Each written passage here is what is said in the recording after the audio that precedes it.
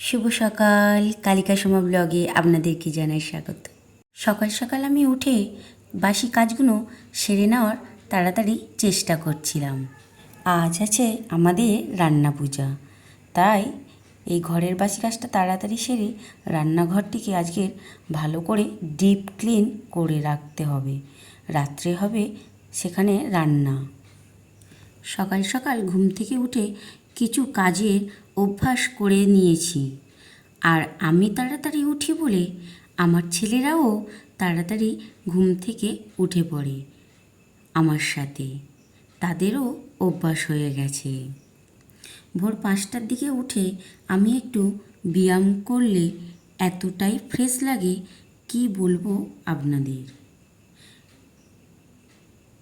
যারা এই কাজটি করে তারাই জানে, এতে মন খুবই ভালো থাকে।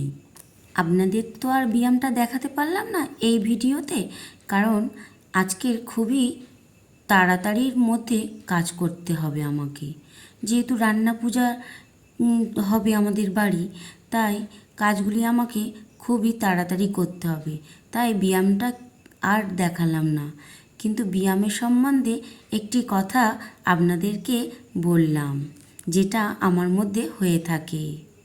এই ব্যায়ামটি সকাল সকাল উঠে যদি আমি করে থাকি তাহলে আমার মন খুবই ভালো থাকে। ভালো কথা বলি সবার সাথে, হাসি খুশিতেও চলি ও সংসারের সমস্ত কাজে মন বসে। এটি না করলে একটু দেরিতে যেদিন উঠি সেই দিন কোনো কাজে মন লাগে না। একটা খিটখিটে মেজাজ থাকে, কেউ কিছু বললে মাথায় রাগ চড়ে যায়। সংসারের চাপে হয়তো কাজগুলি করতে হবে, কিন্তু সেই কাজটি মনের মতো হয় না। তাই তো আমি ঘুম থেকে উঠে একটু ব্যায়াম, তারপরে অন্য কাজ, প্রতিটি কাজের ইচ্ছা শক্তি বাড়িয়ে দেয় এই ব্যায়াম। আমার বড় ছেলেকেও তাই অভ্যাস করাচ্ছি এখন থেকে, কারণ ও সকালে ক্রিকেট খেলতে যায়, ওখানে গিয়ে ওকে ব্যায়ামটা করায়। তাই একদিন দুদিন করে আর ওর খুবই কষ্ট হয়। তাই আমি বলেছি, প্রতিদিন সকালবেলা ঘুম থেকে উঠে বাবা তুমি আগে ব্যায়াম করবে, তারপরে কিছু খেয়ে তুমি পড়তে বসে যাবে। এই অভ্যাসটি ওকে আমি করানোর চেষ্টা করছি। আপনাদের সাথে গল্প করছি, আর দেখুন এদিকে আমার রান্নাঘরটি খুব ভালোভাবেই পরিষ্কার করা হয়ে যাচ্ছে। রান্নাঘরটি পরিষ্কার হয়ে গেলে তারপরে আমার এই বেসিনের সামনে আয়নাটিকেও পরিষ্কার করে নেব। আর এটি পরিষ্কার করা হয়ে গেলে আমি আবার স্নান করতে চলে যাব।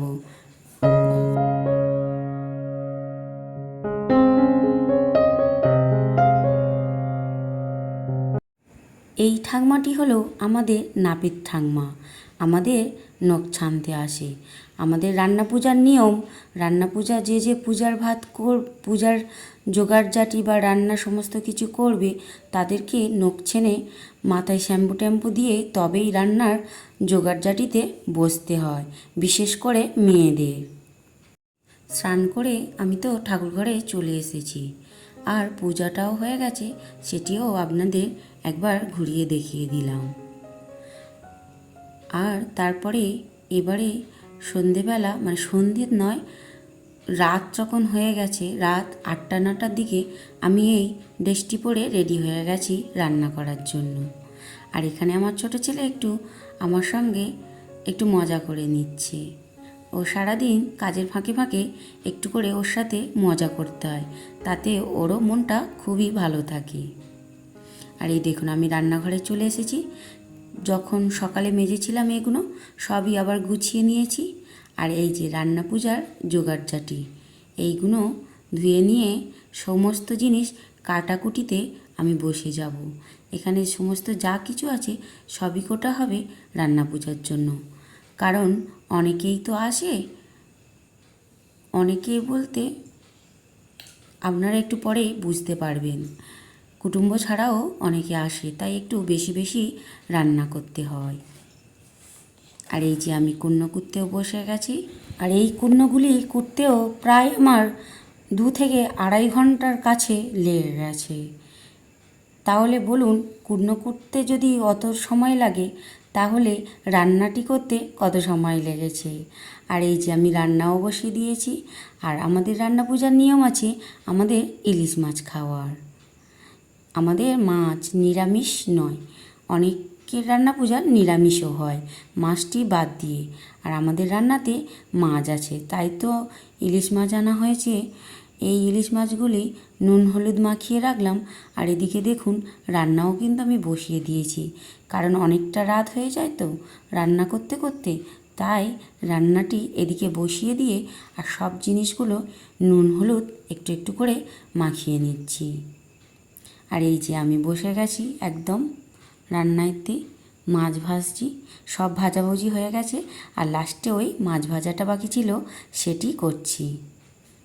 আর এই যে বলছিলাম আপনারা বুঝতে পারবেন, তাই এই দেখুন ওরা এসেছিল কিছু নিতে, তাই ওদেরকে বললাম তোরা একটু খাবি? তা বলল হ্যাঁ খাবো। সকাল থেকে আমাদের খাওয়া হয়নি।